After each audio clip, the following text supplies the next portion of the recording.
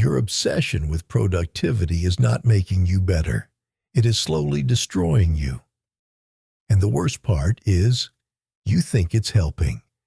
You've turned your entire life into an optimization project. Every hour tracked. Every habit stacked. Every morning routine engineered for maximum output. You've read the books, downloaded the apps, built the systems, and you are more exhausted, more anxious, and more disappointed in yourself than you have ever been.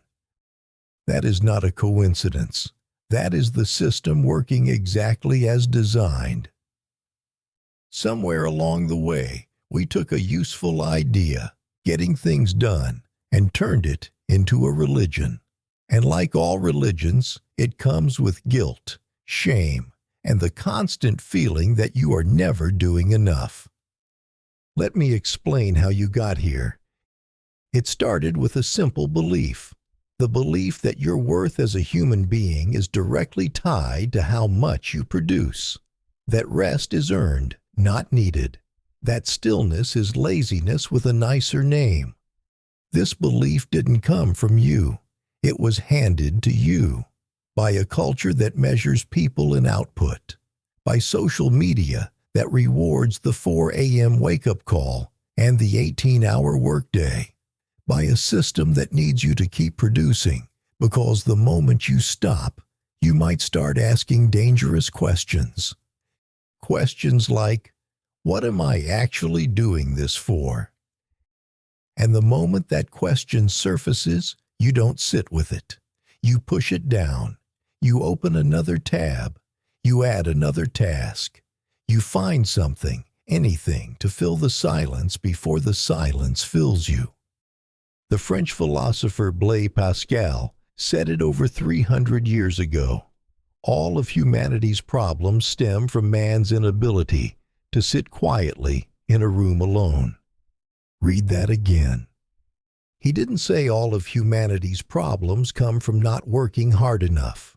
He said they come from the inability to be still, from the terror of being alone with your own thoughts, from the desperate need to fill every moment with motion so you never have to confront what's underneath.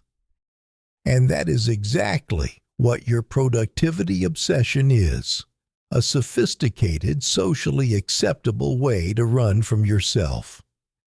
Think about what happens when you finish everything on your to-do list. That rare moment when every task is checked, every email answered, every obligation met. Do you feel peace? Or do you feel a strange, creeping anxiety? A restlessness that immediately makes you look for the next thing to do? That feeling is the evidence. That is your mind telling you that the productivity was never about the tasks. It was about avoiding the silence. Because in the silence, there is nothing to distract you from the one question you refuse to ask. Am I okay? The Korean-German philosopher Byung-Chul Han wrote about this. He called our era the Burnout Society. He said we have moved from a world of external oppression to a world of self-exploitation. No one is forcing you to wake up at 5 a.m.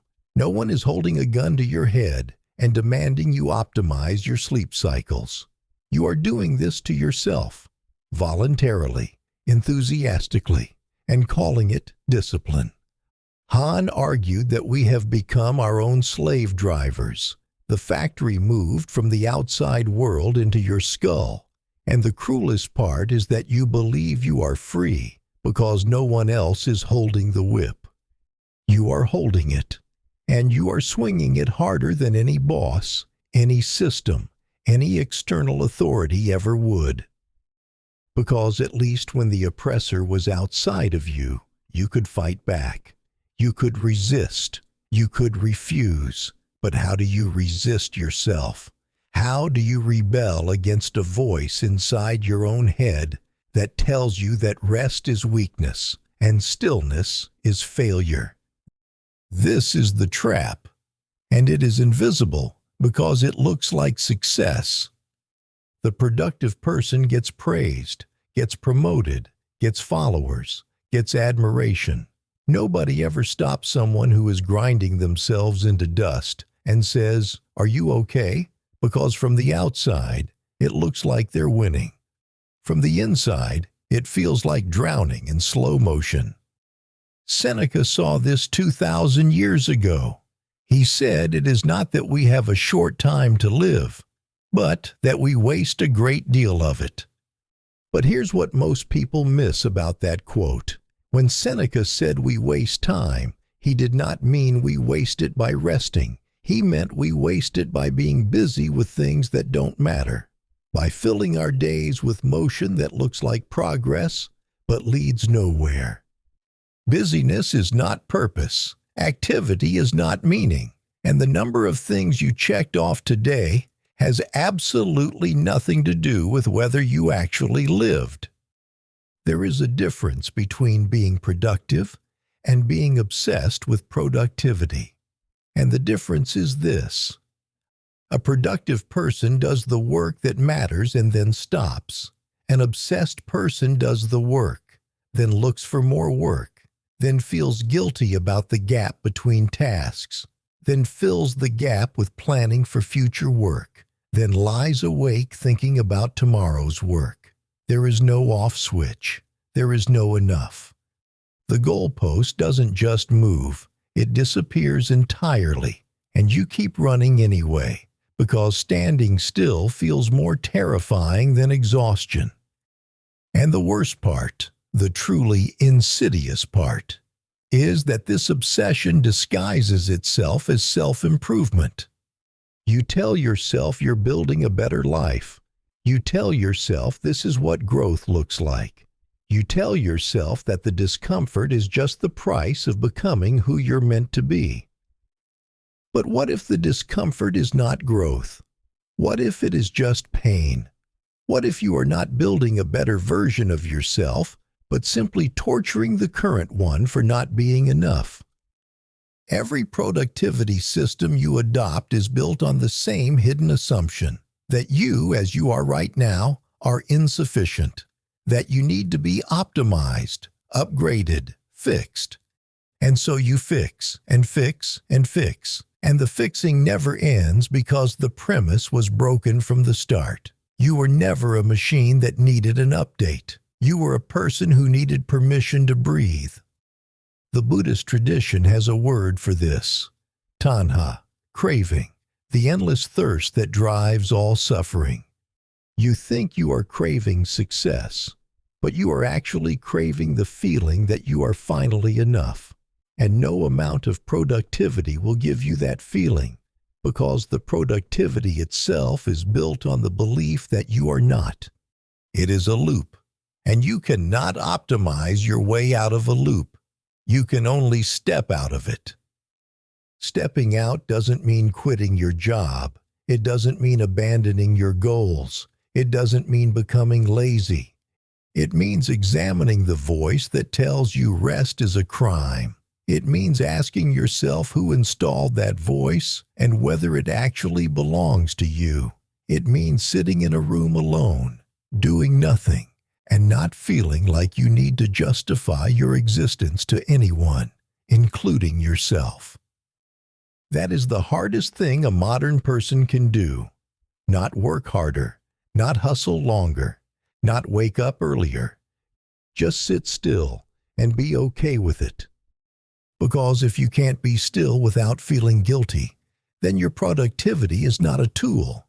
It is a cage, and you built it yourself, bar by bar, checklist by checklist, morning routine by morning routine, until the cage looked so much like freedom that you forgot you were inside it. There is an old story about a fisherman and a businessman. The businessman finds the fisherman lying on the beach after catching enough fish for the day. He asked why the fisherman doesn't catch more fish, build a fleet, start a company, scale the operation. The fisherman asked what happens after all that. The businessman says, "Then you can finally relax on the beach." The fisherman smiles. He is already there. That story is funny until you realize you are the businessman. You are running a marathon toward a finish line that was always right where you started, chasing a feeling that was available to you this entire time if you had just stopped running long enough to notice it. The optimization is not setting you free. It is the thing you need to be freed from. Stop squeezing. Stop tracking. Stop performing your own worth back to yourself every single day. You don't need another system. You don't need another app. You don't need another book that tells you how to extract more from the same 24 hours. You need to sit down, be quiet, and let yourself exist without a purpose for 5 minutes. If that terrifies you, then you know exactly how deep this goes. You were never a project. You were always a person, and persons don't need to be optimized. They need to be lived. This is Philokimi. We will see you in the next one.